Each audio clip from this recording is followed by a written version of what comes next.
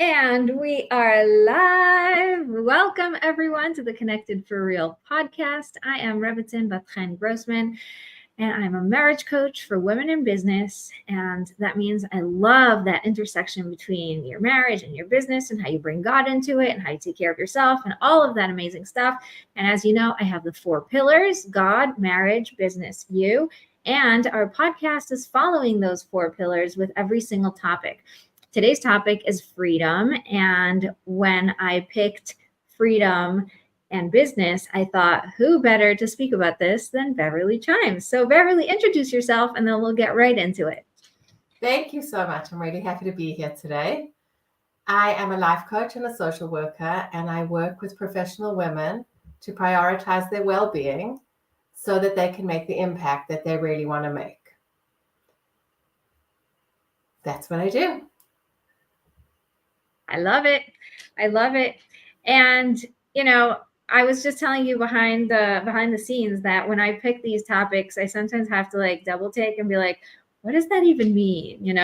How do we bring freedom into our business? How do we bring freedom into our marriage? How do we bring freedom, into our relationship with God?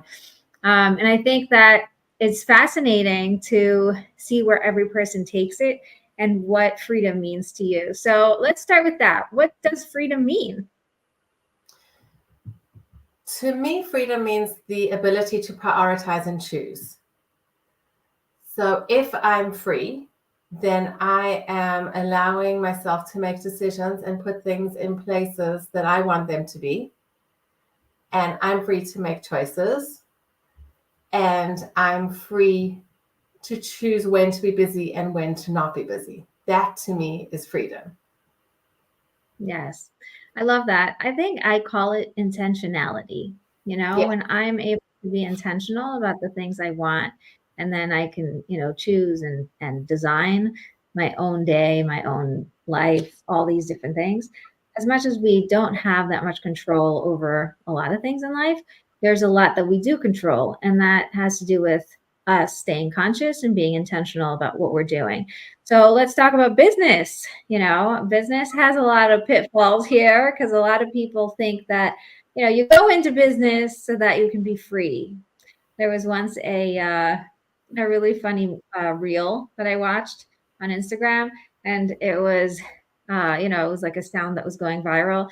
It was like, I started my business so I can, get out of the 9 to 5. Now I work 24/7, and and so I think a lot of us start our businesses so that we can achieve certain goals and, have a little bit more freedom, and maybe, mothers be more with their kids, more with your husband, more, have a life type More of thing. flexible. What? Have more flexibility. Exactly. And then we fall into this rhythm and routine and like almost like a rabbit hole of, but I have to work, but I All the have to do time. this. And like, where is the freedom I was after? So let's talk about that. Yeah. So the urgent will always get the attention that it wants and that it needs. But the important, we have to make time for. So when emergencies are coming up or deadlines are coming up or there's something that has to be completed, that's always going to take the priority in that moment. But in order to really have freedom within the business, it's about, as you say, being intentional and choosing what's important and making sure those things get their place. So how do we even do that? Because urgent's always catching us. Yeah. And I think that's where pacing and boundaries come in. There needs to be a boundary of now I'm at work, and there needs to be a boundary of now I'm not at work, I'm at home. Or else we're always at home and we're always at work. Especially if you work from home, which is a wonderful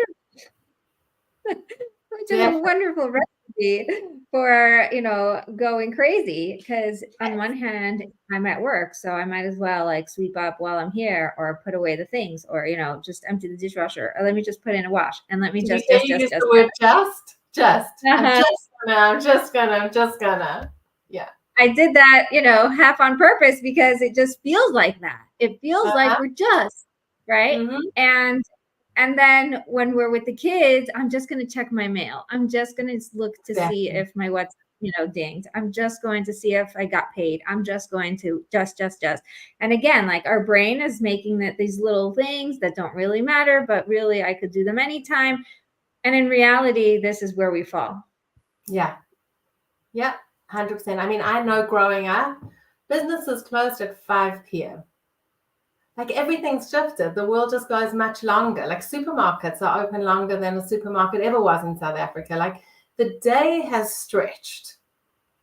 So it's up to each of us to come and put our own boundaries and go like, okay, my work day is until this time, or I'm taking a break from this time to this time, and then I'll check for another half an hour. However your own business works for you. But unless we are intentional and say, these are my work times, and then I'm done, and these are my home times, my family times, my marriage time, my me time, it's just all a mush kebabble, and it's like one day rolls into the other, and there's no boundaries, and there's no demarcating of importance. It just all rolls. Yeah. And then we turn around, we're like, I did nothing all day.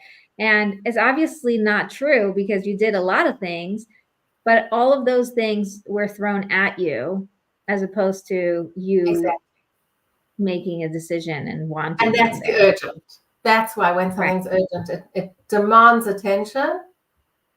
And that's it. Everything else goes by the wayside.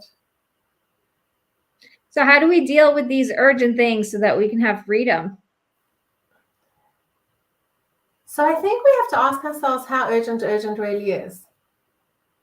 Like as much as we would want to do something in this moment right now, does it have to be done now? Is that really true? That this has to take full priority right now?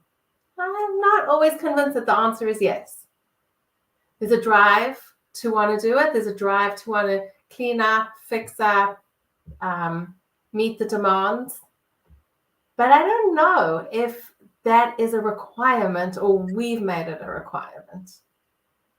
I think it's also, the gamification and, all of the ways that we've been sort of programmed to react to these things, right? Like there's a ding on your phone, you have to look. Just like, I remember when we were my phone is not ding. Turn off the ding. There you go. I remember when we were sitting down to eat and the phone would ring, my parents would not answer it. Absolutely. And those were the days where there was no idea who was calling because you didn't have such a thing as caller ID. You could never get back to them unless they called back.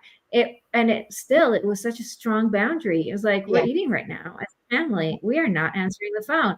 And then I met people who answered the phone while they were eating. And I thought, this is the strangest thing in the world. And of course, what do I do? Not only do I answer the phone, I react to every little thing that happens because just the way that life has taken us. No one ever called anyone in South Africa past 8:45 at night. If you did, someone had died. Like there was a crisis, there was a car accident, someone was in hospital, someone was dead. Like that was the only reason the phone rang past 8:45. And then it kind of moved to like 9:30. But maximum, like we have no maximums. I open WhatsApp to go and send a message and there's like a whole lot of WhatsApp. So I work through them. I go out of WhatsApp and I forgot what I even went in there to do. Yep. I think you read my mind. I'm like, oh, I just need to, send this one message to someone. And I opened it up and then I totally forgot why I opened it up because second, you just bombarded with everything, right? Yeah. Oh, so much. And we're dealing with all of that muchness. Thank God from a place of abundance. Like we're in a world where you can do everything all the time, anywhere, anything. And now there are no external boundaries. Like you say, nobody was calling after 8:45 or 9:30. Here in Israel, nobody was bothering you between 2 and 4. There was nobody knocking on your door, calling you. Like, it was just a no noise zone, right? Yeah. And like, days you're so old fashioned if you still expect there to be quiet between 2 and 4. Like, it's just impossible. And I think to myself, the external boundaries are gone. Yeah. The social acceptance boundaries are gone. So how do we bring those back into our lives intentionally? How do we create boundaries that work for us and our families, and then not feel so guilty and ashamed about them? Because it's really uncomfortable to say, like, don't call me past 9 or don't call me past 10, You don't have or to whatever. tell anyone. You just have to not answer. It's not about putting it onto the outside world. Firstly, it's about prioritizing. Like, what is my priority? So maybe during the day, my priority from 9 till or whatever, I'm thinking of getting kids out. I'm thinking of, I don't have to get kids out. Like, what are my work hours? And what do I want to accomplish during those work hours? And then if we even focus on that, it goes like, what support do I need during those work hours to get somebody else to be doing some of the stuff that I'm doing? I sit with my clients. We take like a yellow marker and a purple marker. We write down every single thing that they have to do. And we can take a purple marker and just see like what really could be done by someone else. Like, there's a side of us that wants to accomplish everything right now in the best way, as fast as possible by me. And does it really have to all be you? Like, what if you brought some support person in? What if you found someone to like give some of the work to? It's a trust issue, and it's also a money issue, and it's also like what would happen if I am not doing it? Will it be done well enough? So I often encourage my clients to say, like, what does not need to be done by you? And then who needs to be doing it? Because we're not like the be all and end all of everything. So like, let's stop. Let's take a breath. Let's take a moment. Let's find the right person for that kind of activity. Yeah, I once heard one of the big business gurus say that if somebody else can do it 80% as well, give it to them. I like that. Just 80%. If they could get a B plus, just move on. It's not even worth you doing. Yes. And it was very hard for me to get an assistant. I'm going to be completely honest with you. Like, that transition from doing it all to having some support is so scary, and yet so cool. Like, as soon as you cross over, you're like, wow. What? So liberating. Yeah. How did I ever function without an assistant? This is amazing. I love her, and I know the hardship of having to let go and be like, oh, I won't have what to give her because all these things I have to do myself. And then as soon as she shows up and you start to trust her and see that she can actually do what she says she can do, and then you start giving her more and more things, and you're like, wow, and then it becomes a game of like, what else can I give her, and of course, like, I ask her before if she wants more work or if whatever, but like, it is such a life changer. And what does it free you up for? To be myself. Yeah. I mean, look at me. I'm doing the thing that I do best, and she does the thing that she does best, and together we can make, exponential of what impact we would have made just individually. For sure. When it comes to anything to do with a website, I drew a boundary for myself after I spent like days and days and days working on something. And I looked at it and I'm like, I bet your 10-year-old could make it look better. It's awful. And I'm like, this is not my zone of genius. This is not where I should be putting my hours. And I'm pulling my hair out and I want to cry and I'm so frustrated. And I have my wonderful website person, and she does it like with a flourish, like she's got a little wand and she loves what she's doing. And I'm like, yeah, do it, do it, do it, do it, do it. And Here's I'm one freed thing. up. Say that again. I'm freed up because not only would I be tied down by the hours, but the anguish that work like causes in me, it's pure frustration. Right. Yeah. So it costs me even more than the time. It costs me my well-being. It costs me so much. And also the self-identity thing. It's like, I'm not good at this, and I just proved it to myself and I am suffering through it. And the result isn't even good enough to be able to use. So what was the point? Right. Exactly. And all of that is it's a drain. It really is. It's a huge drain. So the first piece is really picking priorities and saying who else can do the stuff who else can do this, whatever this is for you. And that really means building a team you can trust, whether it's an actual team in your employment or just different services that are available.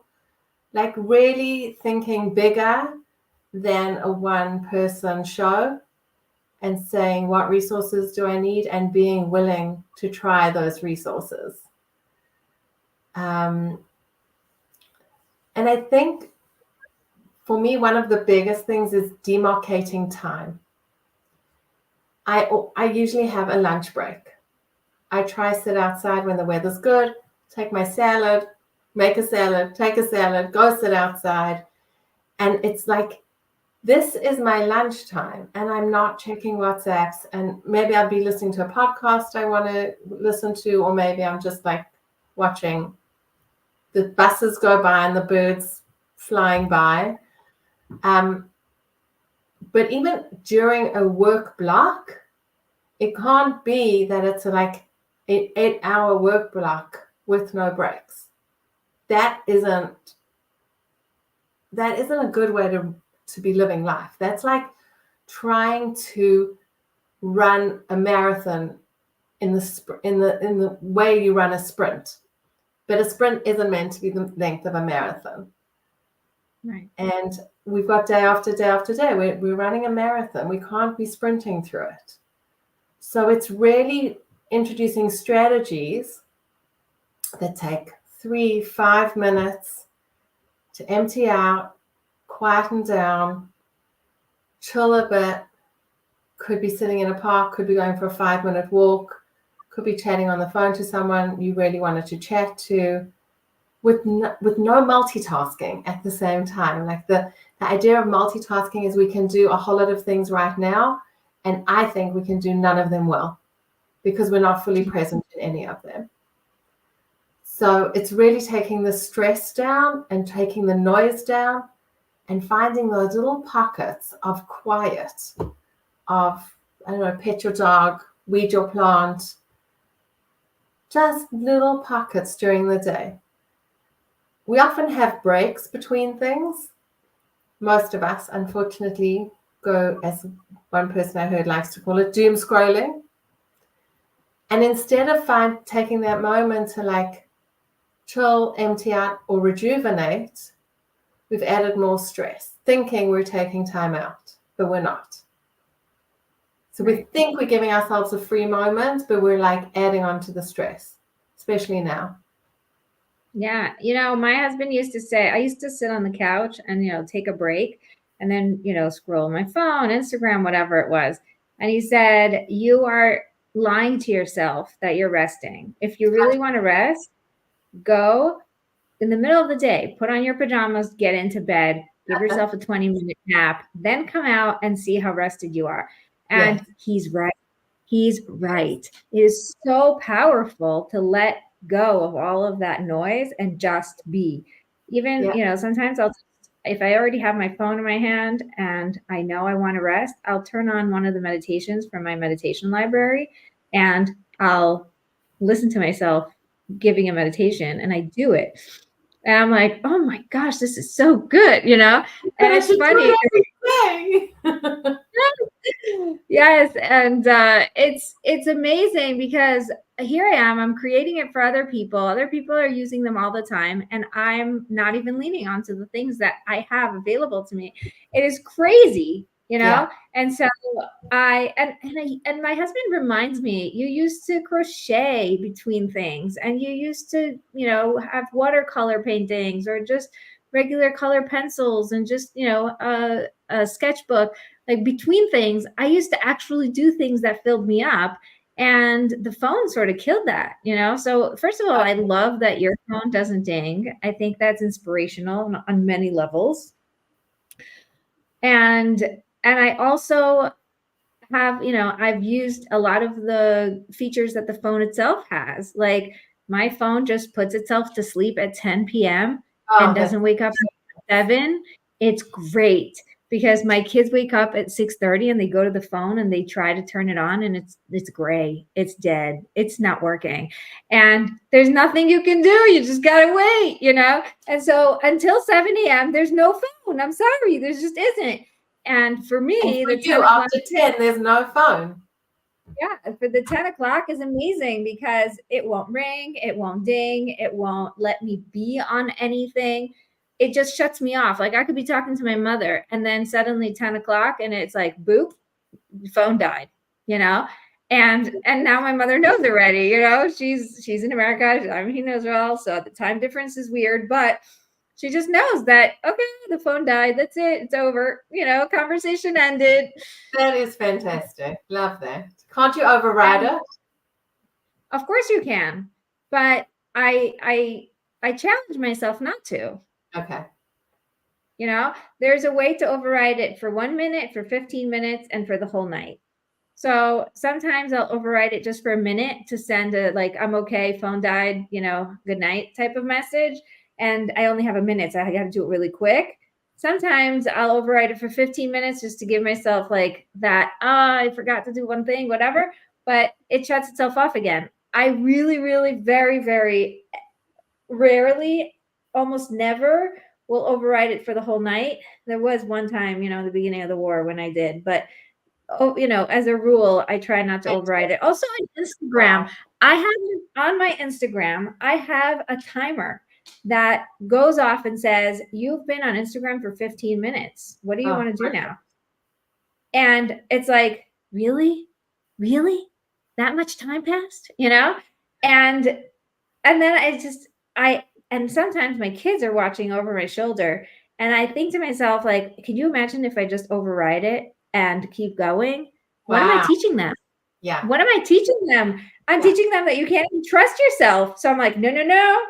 I put that in so because I want it. And I say, not now. And I go bye-bye and I close Instagram for the day, and that's it. And by the way, it's 50 minutes for the whole day.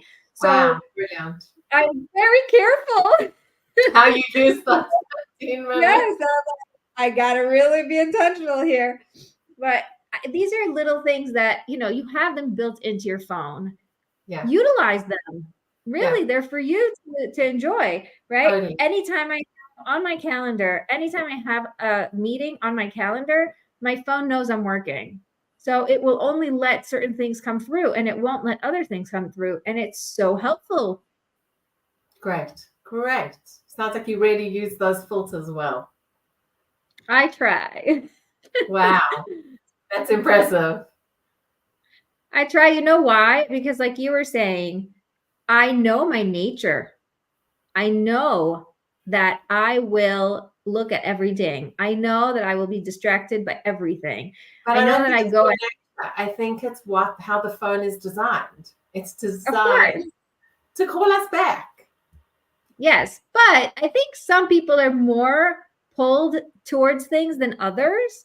Yeah. Just like those people who are like really into chocolate and coffee and like, oh, I can't live without it. And some people are like, yeah, whatever, I'll eat a piece and then it doesn't really move me. There's just a natural thing that I know I have, which is like I like scrolling, I like spending time, I like looking, I like checking, and Yeah. so I have to really be intentional about it. And I catch myself a lot, and I surround myself with people who I want to make sure are intentional too. So Very nice. Yeah. Okay, let's talk about delegation. There's this one thing that's screaming at me. One of my Okay. clients had the hardest time getting cleaning help because it's not something I want to do. So why would she want to do it? Like Oh, it's so, interesting. That's so and interesting. yeah, I thought that was really interesting. Like she says, it's so demeaning like I don't want to clean my toilets, but I have to anyway because they're mine. Why would I hire someone to do it for me if I don't want to do it?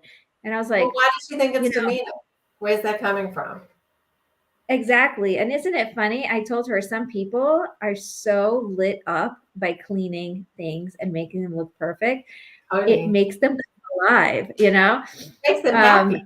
Makes them it happy to makes like take a wreck and turn it into this shining, organized thing. Yes, and they're making money, like give her Honey. money and she's not doing you a favor. She's doing Yeah, it because she's happy to do it. If not, exactly. she wouldn't be doing it.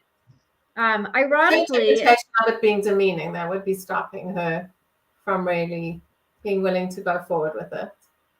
right. I mean, at the end, she ended up hiring someone, and it was really cute to see the transformation that she went through.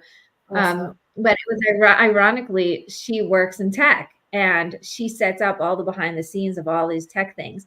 And I said to her, why would I hire you? I hate tech, right? If I hate tech, then why would I want you to do something that's so hateful, like, icky and gross and just, eh.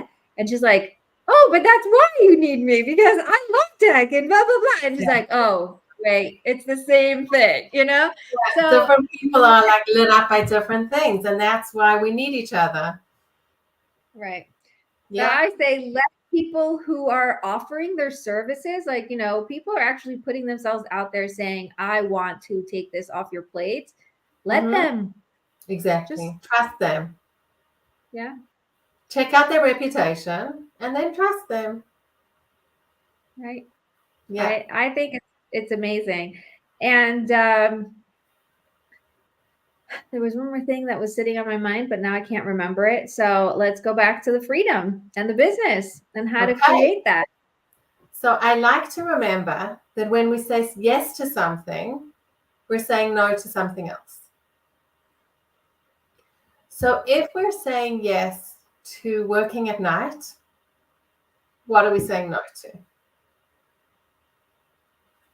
Saying no to the family, we're saying no to the marriage in that moment, we're saying no to ourselves. Like, if there's a yes, then there's a consequent no also. Right. And I like seeing it like that, because if we're just saying yes, we're just plugged into what we're accomplishing, not necessarily what it's costing. Yeah. And, you're saying every yes comes with a no. It's almost like the two sides of the same coin. And so I want to also, turn that around and say every no comes with a yes. So boundaries are a lot of no's. No, I don't do that. Or no, it's not working. It's not working in my big scheme of things right this minute in the season of my life or in the season of my business.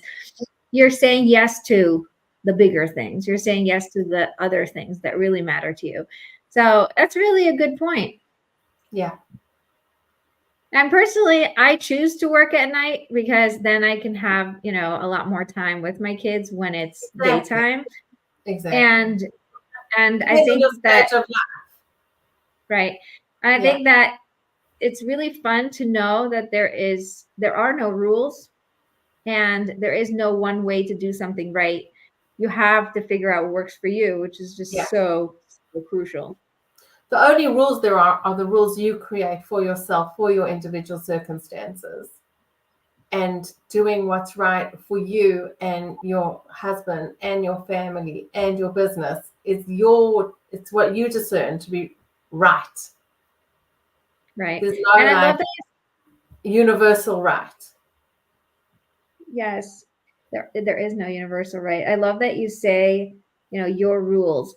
One of the things that really helped me, I heard in one of the podcasts, was it's really hard for us to constantly decide that this is a boundary or to decide that I'm going to say no to this or yes to this, whatever. If you make a rule, then you can say, oh, I have a rule that I don't do this. And it's almost like an external thing that you've created, even though you created it, right? So It it's has like, like a oh, I have a personality of its own. Like this yes. rule. Oh, I'm sorry. I have a rule that I don't take clients after 9 p.m. or whatever. I don't start work and, I don't start on anything after 9 because I know it's going to take me into after 10, right? Yeah. So I'm saying something like that. It's like I've decided something ahead of time and now I don't have to think about it anymore. That's freedom.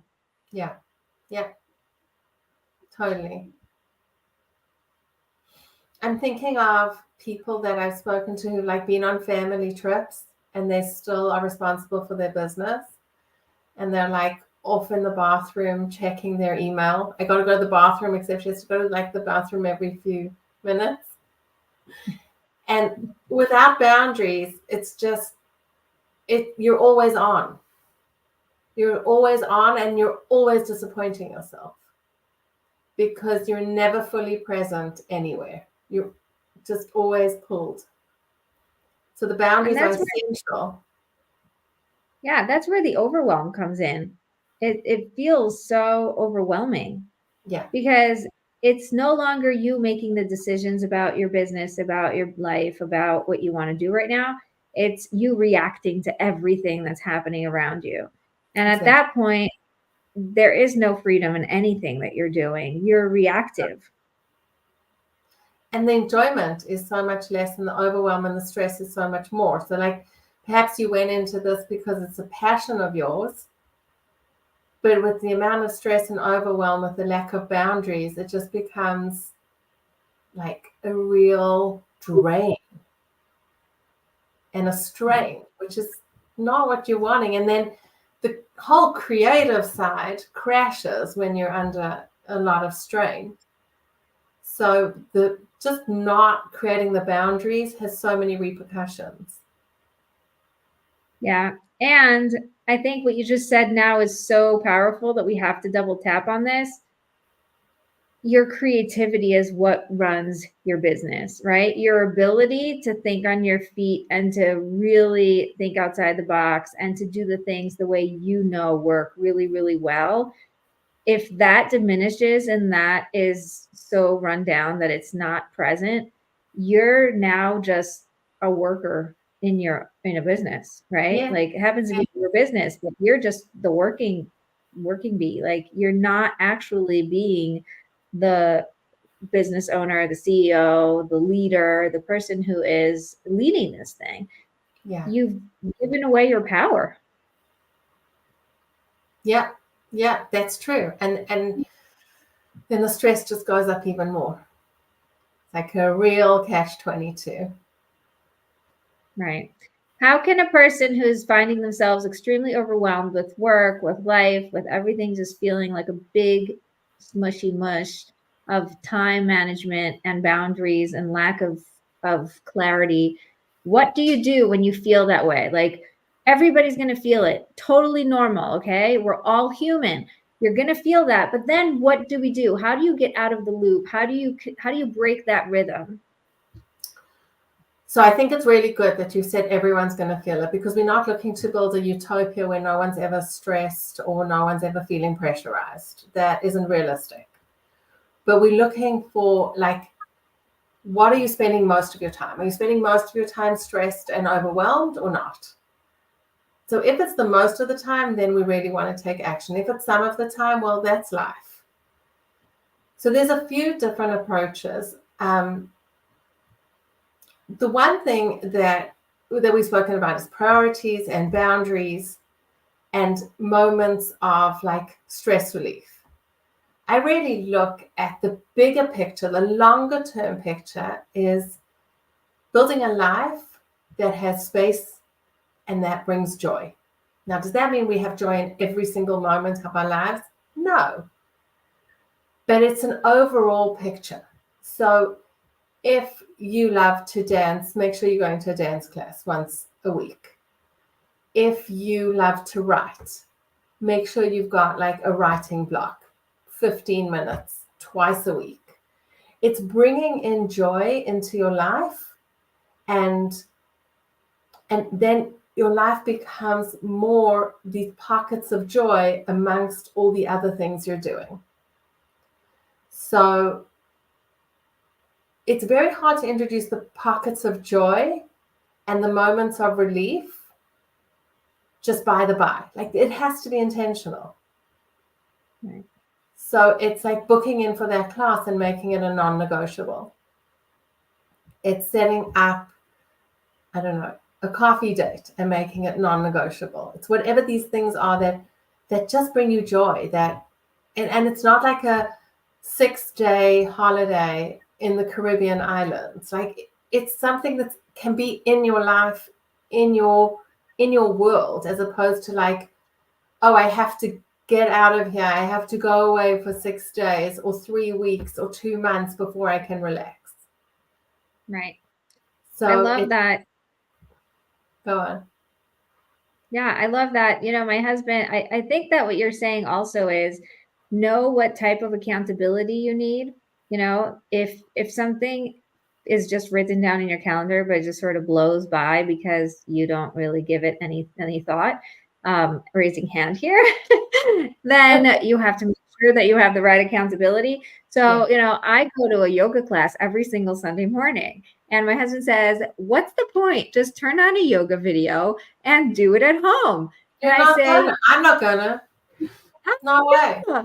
Not only that, I may start the video, but as soon as it gets annoying or hard or uncomfortable or anything, I'll just be like, yeah, whatever. I could shut it off now. I did enough.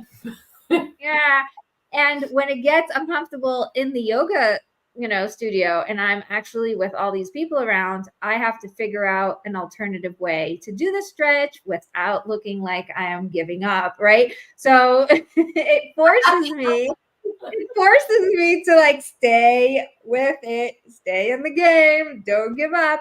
And even if I'm just laying there was one time where I just was feeling so awful, in the beginning of my pregnancy, feeling so awful. I was just like, I cannot do any of the things she's telling me to do. I laid myself on my back and I just relaxed. And I said, this is worth it, because if I was home, I would never give myself the presence of mind to just relax on a mat with nothing around to like distract me. It is so powerful. And I think that's just, again, back to getting to know yourself. You have to know what works for you.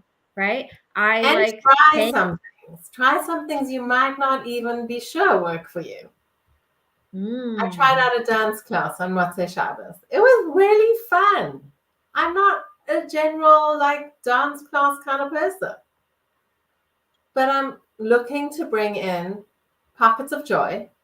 So I went to try something new. I like that. Yeah. That's really fun. It's really fun. And it's like, okay, what else? Like, what other thing would bring me a moment of joy, a little pocket of fun? Like, what would that be? I have a question that I ask my clients. If you had, I also made a video about it on my YouTube channel. If you had $17 million right now, what would you do? Right. And it was based on a podcast I was listening to. And the lady said she made $17 million that year. And she's looking, next year we're probably going to make more. Right. So it's like, you have this money. What do you do with it? Yeah. And, people's first reaction is like, oh, I would get a new house. I would get new furniture. I would get this and that, right? Like, okay, so you got a new house, you got the furniture, you got the car, you got the thing, you got. And now what does your day look like? You have all this money. And it's like, what does my day look like? Well, right.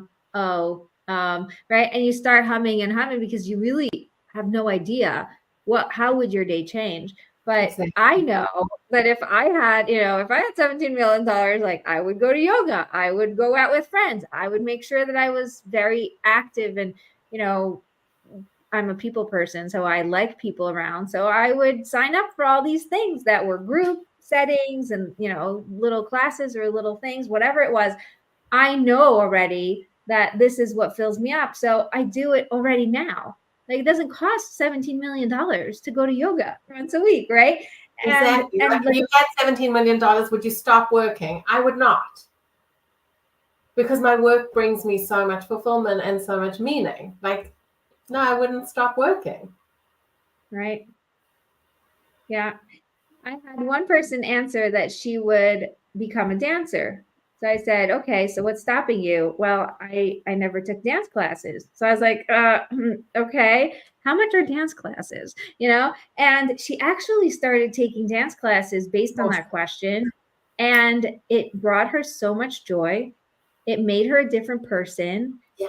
It completely changed her life because she gave herself permission to do something that is, like you said, not urgent, but important.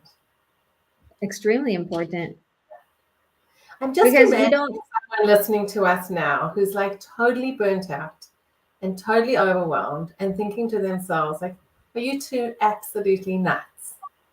Like, you're talking about joy and fun and dance classes and like, and I just want to speak out to that person and say, like, there is a way to manage things differently. And that's been the basis of our whole conversation. But there is a way to do this. It's not unattainable. Like, this is a doable thing. We can change. That's the greatest potential that we have as people, is our ability to change and adapt and make decisions. So if someone's listening to this going like, okay, you two are like gone. No, this is a possibility. Like, you can build a life in which you can breathe and in which you can have moments of joy. Amen. Right? I love that. Yes. You know what? And I want to say something else to this. Our brain is wired to stay in comfort zone and to be, very, very safe and not to get out there and, take some risks and all these things. So there is a certain addiction that we have to all the drama and all the busy and all the noise because it keeps us safe. If I know that I have not a moment to breathe, then it means that I don't have to think about what I would do if I had a moment to breathe. And it means that I don't have to worry about what I would do and how it would look. And maybe I would actually be successful, right? The fear of success is way bigger than the fear of failure. So there's just a lot of danger out there if you create space and if you allow yourself to live. So let's just keep you nice and safe here. We're going to make it as overwhelming and as busy and as scary as possible so that you stay nice and safe. And you're thinking, well, thank you very much, brain. Like, that's not working for me, right? I don't want that. But your brain thinks you do because subconsciously that's its job. Mm-hmm. So first step is thank you, brain. You're doing your job. I appreciate you. Let's work together now. I'm going to reprogram, the things I actually want and make certain things safe, like creating space and expanding myself and being able to contain more. And that's okay, and sort of like work with your body, work with your brain. And the only way that I found is actually in my freebie, the guide to unravel overwhelm, is to find one thing, to just pick one thing that takes 10 minutes to do. That's it. Because then you don't have to completely change your life. All you have to do is just one thing. And if you do enough things, eventually you will be changing your life. But if you just need to be in this moment with this one thing, that's manageable. And then your brain doesn't think you're going to die.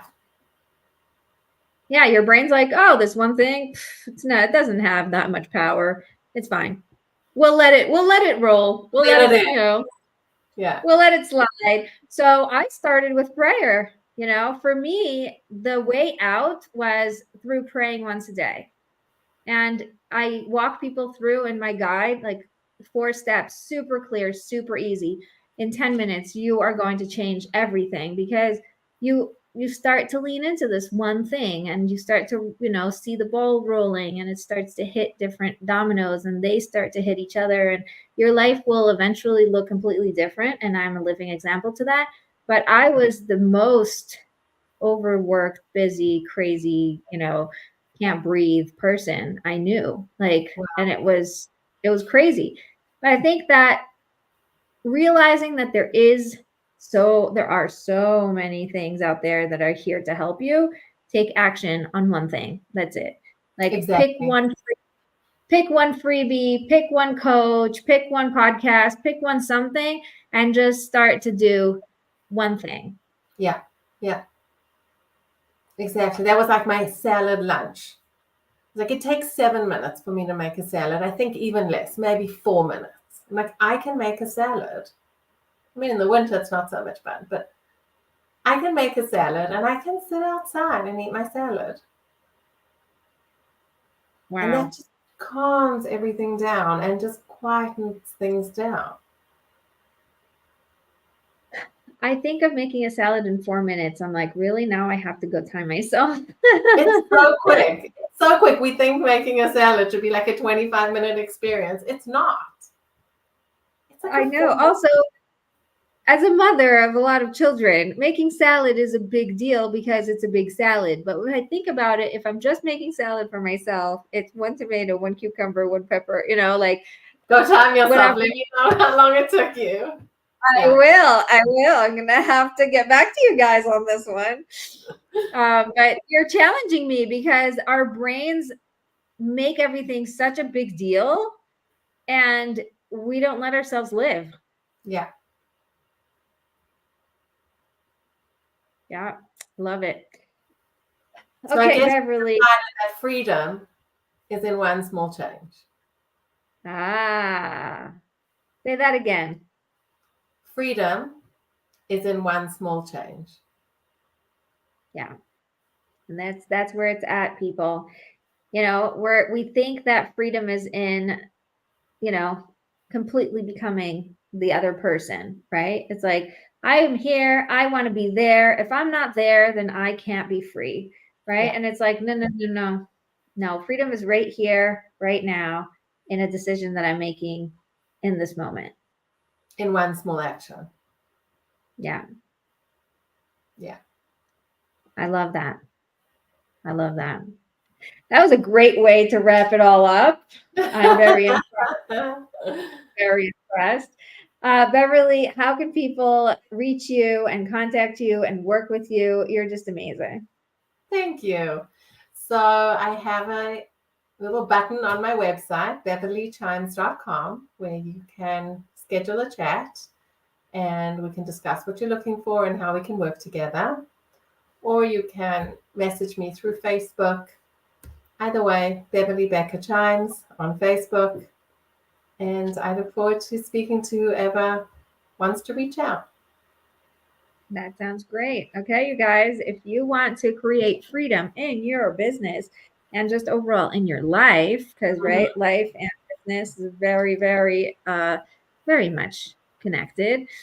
Make sure you reach out. And if you are interested in the free guide to unravel overwhelm, I have it on my website. It's connectedforreal.com/guide, and you can get it for free. So enjoy that. Thank you so much for listening. And don't forget to come back next week for another amazing episode. Thanks so much.